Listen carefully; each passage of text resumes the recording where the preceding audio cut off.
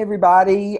This is Blake Case with the Women's Foundation here. I have Arekia Bennett with Mississippi Votes with us today. And we wanted to just have a little conversation about 100 years of the 19th Amendment and what that means for women's power and voting in this country. And just have a conversation with Arekia about some of the things that they're doing ahead of the election. And so without further ado, let me let Arekia introduce herself. Hi, everybody. My name is Arekia Bennett, and I am the Executive Director of Mississippi Votes. We are a nonprofit organization dedicated to just making sure that young people across the state of Mississippi have accurate and concise information about the electoral process and feel equipped to participate every election cycle. As I said earlier, this past week, actually, we celebrated 100 years since the ratification of the 19th Amendment, which, of course, gave women the right to vote, or specifically middle-class white women the right to vote in 1919. And it was ratified in 1920. And so it's been 100 years of the 19th Amendment, and that's something to celebrate for sure. So I wanted to get some words from Arekia about what it means to her. What does 100 years of the 19th Amendment mean? How has that changed America and, really increased women's power and say in our country? So it's funny because every time we think about these monumental moments, we think about how far we've come. And I'm always thinking about how far we still have to go because, now women are more liberated than ever and participating in running for office and leading campaigns and leading organizations across the country that are dedicated to civic participation. But that doesn't mean that we are far past the times where women were left out of conversations when it came to the material conditions of their lives even.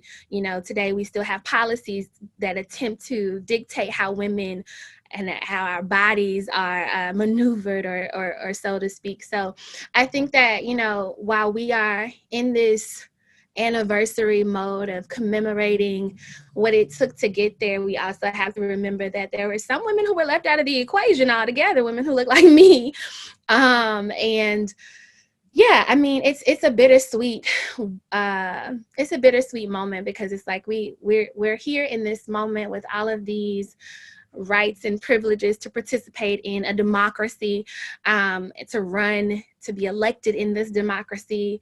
But there's so much that still needs to be done so that the accessibility to trans women and women of color who come from all over the world can participate in whatever it means to be an American citizen's most basic rights to our humanity, and that is voting. So yeah, it's a really interesting space to be in.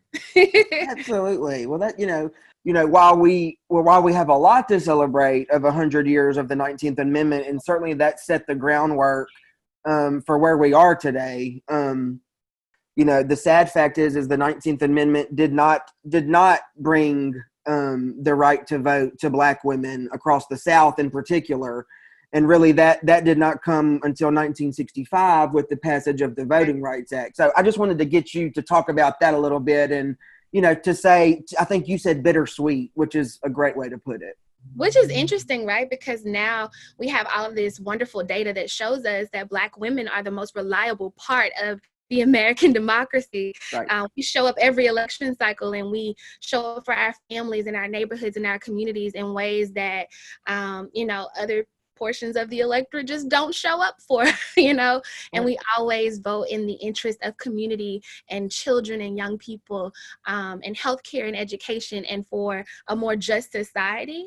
And so I think part of what I was trying to articulate, naming this bittersweet taste around the commemoration of women's suffrage is that, we still have so much to, be grateful and be reflective on, but we also need to be really, really 1965 was like yesterday.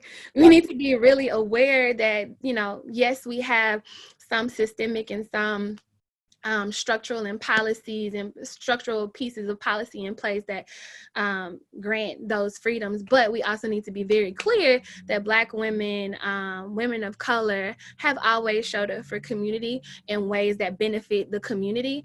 And having us as a part, as a footnote in women's suffrage isn't enough, and it will never be enough.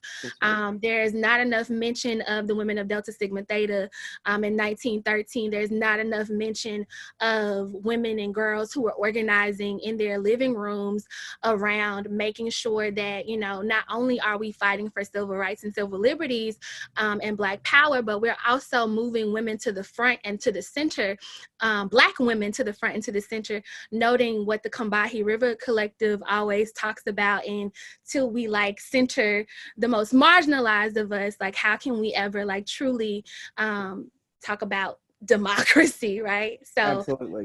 centering the needs of Black women and girls is always going to be central to my work, and hopefully America gets on board. Amen to that. That's right. Well, thank you for talking about that other piece of this that is so important, and like you said, is unfortunately not part of the conversation enough.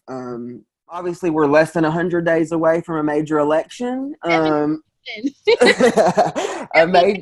A major presidential election, less than 100 days away. So I just wanted to get you to talk a little bit about that, what you're doing at Mississippi Votes right now to make sure folks are getting ready for that, and any other tips or information you want to share with Mississippi voters.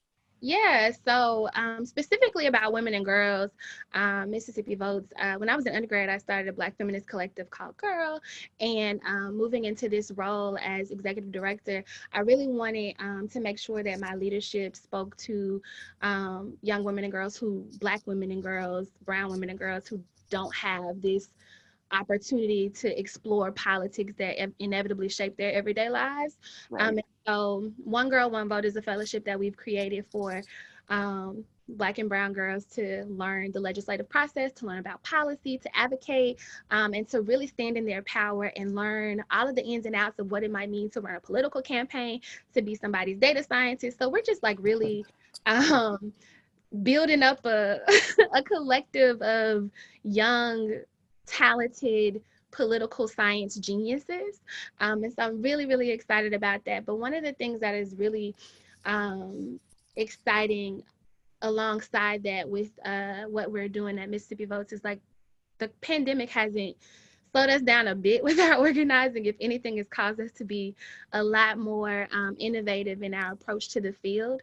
And so we are all over the state with our billboards and our ads, and making sure that people have access to our YouTube content that tells people if you will be wherever you will be on election day. This is how you cast an absentee ballot. This is how you register to vote. This is the process that you can go through. Here's a simple 1, 2, 3. And so I encourage people who have not made their plan to vote, or for some reason don't know if they're registered or not, to go on our website and use our tools to find out if you're registered. To get registered, go to msvotes.org/vote. You can print out your voter registration form, send it into your circuit clerk, and you can call us if you have trouble because we'll help you. That's great. Thank you so much, Arekia, for taking a few minutes to chat with us today, and obviously for all the work that you and your colleagues at Mississippi Votes do to make sure young people are registered to vote and have the information they need to do it. So we surely appreciate you. Thank you so much. Thank you. Love the Women's Foundation.